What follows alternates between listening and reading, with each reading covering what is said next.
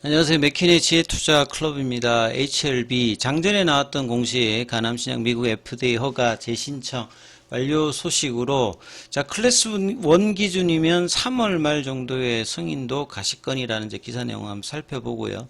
거래량은 661만 주가 나오면서 11월 달에 이제 고점을 돌파하는 모습이었습니다. 금요일 대비해서 9% 넘게 상승한 정규장에서 63,100원에 마감되었는데요. 내용 살펴보겠습니다. 먼저 차트 흐름 보겠습니다. 자, 이번 주 1월달 내에 리스 오브션 관련된 불확실성을 반드시 해소를 해야 되고, 해소 이후에는 6만원대 라운드 피겨 가격을 거래량이 최소한 500만 주에서 1000만 주 사이에 몸통 중심의 양봉이 나와야 된다. 그렇게 해야 지속성이 있고 강력한 상승이 나오고, 그리고 오늘 같으면 이제 장전에 리스 오브션 관련되는 그 공시의 내용이 나왔기 때문에 계열 종목에서 상한가 한두 개가 뭐 테라피틱스나 제약이라든지 최근에 강했던 이노베이션 이 흐름이 좀 나왔으면 좋았는데요. 조금 상승은 했습니다만 조금 아쉬운 흐름들이 분명히 있습니다. 그리고 이제 공시 관련되는 부분을 보시면 7시 49분에 나왔죠.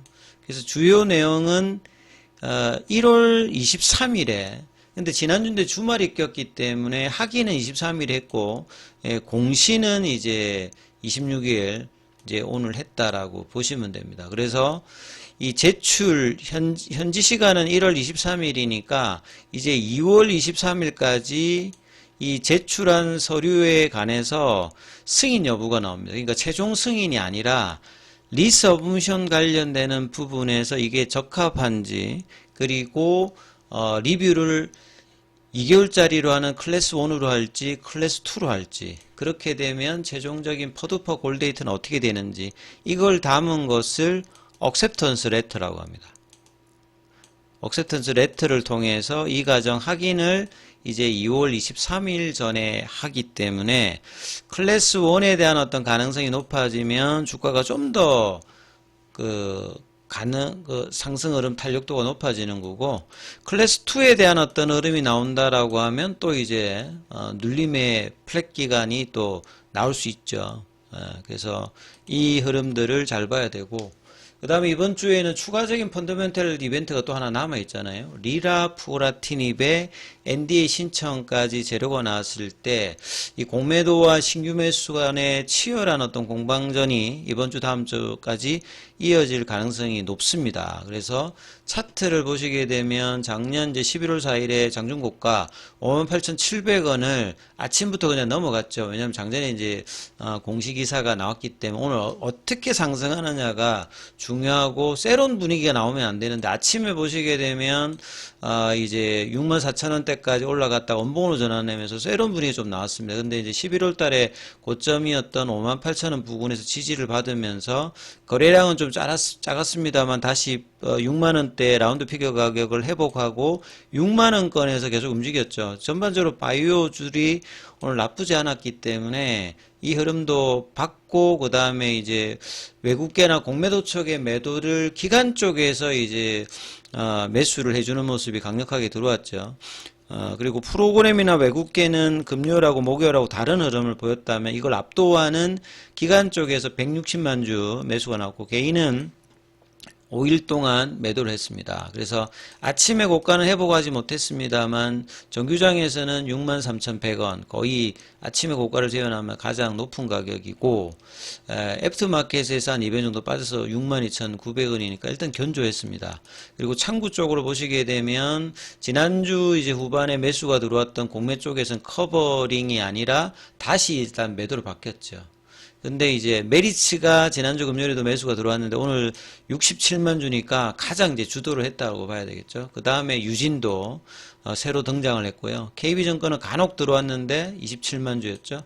아침에 매수를 주도했던 삼성이 매도로 갔다가 애프터마켓까지 포함하면 이제 삼성이 소폭 매수인데요. 지금은 메리츠나 유진 쪽에서 어떻게 한 이번 주 다음 주에 지속적인 매수가 나오는지를 체크를 하셔야 되는 거고 이 볼린저 밴드 상단에서 태깅하고 거래가 터지면 왜 중요한지는 제가 여러 번 말씀을 드렸습니다만 2023년도 12월 달에도 차트를 다시 한번 보시면 이전에 박스권 상단을 볼린저 밴드 상단이 그 거래량을 실어서 돌파하면서 일주일 만에 그냥 넘어가 버립니다. 그러니까 이 거래는 신규 매수와 이 공매도의 커버링이 되면서 같이 올라간 거거든요. 이후에 다시 좀 이제 눌림목이 나왔다가 다시 23년 1월 달에도 볼린저 밴드 상단 돌파하면서 50% 이상 올라갔고 3월 달에 이제 주총을 앞두고 있으면서 다시 볼린저 밴드 상단을 돌파하고 거래량 동반했죠.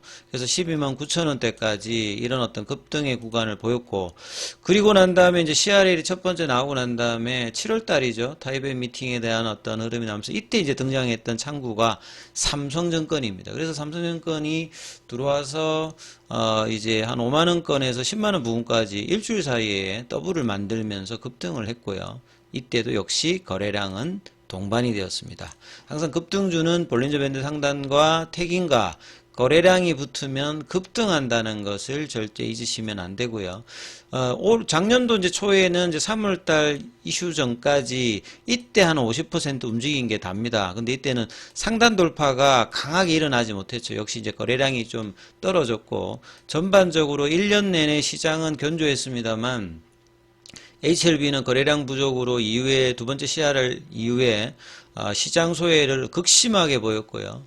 작년에 이제 저점 36,000원대 대비해서는 오늘 종가 기준으로 보게 되면 한 5, 60% 정도 상승을 했습니다만 그 연봉을 봤을 때는 작년에 이제 73,000원 부근까지도 아직 회복을 안 했기 때문에 자 여기 언저리에서 이제 어떤 식의 간통이 또 이제 중요하고요. 그러기 위해서 지금 이 6만 원대 라인들에서 얼마만큼 거래량이 많이 들어오고 추가적인 펀더멘탈 이슈와 기대감이 형성이 되는지가 중요합니다. 그래서 오전에 나왔던 기사들을 한번 정리를 해보면 결국 HLB는 CMC 문제가 전혀 없죠. 리보세라인 관련되는 부분 그리고 함넬리주막과 결합한 간암 병용 관련되는 부분들도 허가는 FDA나 EMA에서도 받지는 않았습니다만 오프라벨 형태로 오프라벨이라고 하는 것은 결국 뭐 EMA나 FDA에서 허가를 받지 않았어도 쓸 수 있다는 겁니다. 쓸 수 있는 것을 이제 오프라벨 형태 이러면서도 불구하고 1차 치료 옵션으로 등재를 시켰어요. 작년도에 에즈모나 BCLC 그만큼 임상에서의 안전성 유효성이 간암 치료에서는 적용하겠다는 키 오피니언 리더들의 뭐 분위기를 이제 볼 수 있는 거고요. 그래서 이제 캄넬리주맙의 생산 공정에 관련되는 그 데이터 일관성이 얼마만큼 FDA가 요구하는 기간에 부합을 했는지가 지금 핵심이겠죠.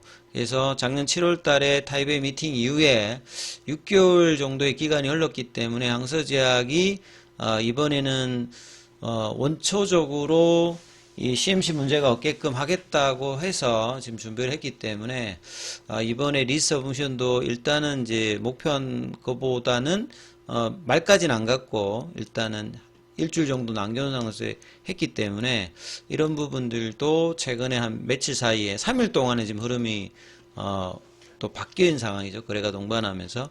그리고 무엇보다도 일단 HLB의 가장 강력한 무기는 임상 데이터입니다. 수술이 불가능한 간암 스테이지에 있는 환자들 입장에서 가장 중요한 것이 사망 시까지의 걸리는 전체 생존 기간이거든요. 1차 치료제 가장 깁니다. 23.8개월이라는 게. 그리고 란셋 온콜로지에도 게재가 되었고요.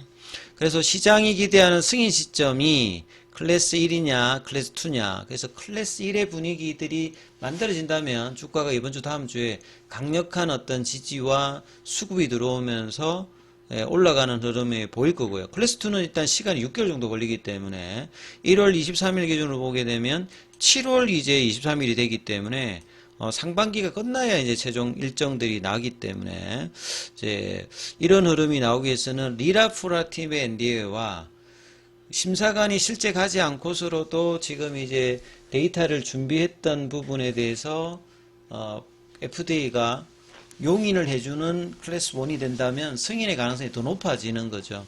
근데 뭐 계속 제가 말씀을 드렸던 부분은 이 정도로 이제 FDA가 데이터를 요구했는데 보통은 이제 심사관이 가서 하는 클래스 2가 보편적인데요.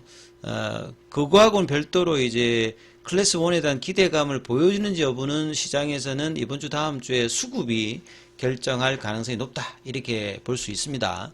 그리고 이제 제시된 지적사항만 보완하면 끝나는 게 아니라 항상 이제 바이오약품 같은 경우에는 할 때마다 다르기 때문에 이제 제출 자료 전반을 다시 점검을 해야 됩니다. 할 때마다 새로운 이슈가 나올 수 있기 때문에 점검하고 정비해서 재신청을 해야 되는 것들을 지금 HLB나 항서제약은 몇 년 동안 많이 겪었죠. 그래서 또 한 번의 실수가 없게끔 준비를 잘해서 양사가 대비를 했을 걸로 믿고요.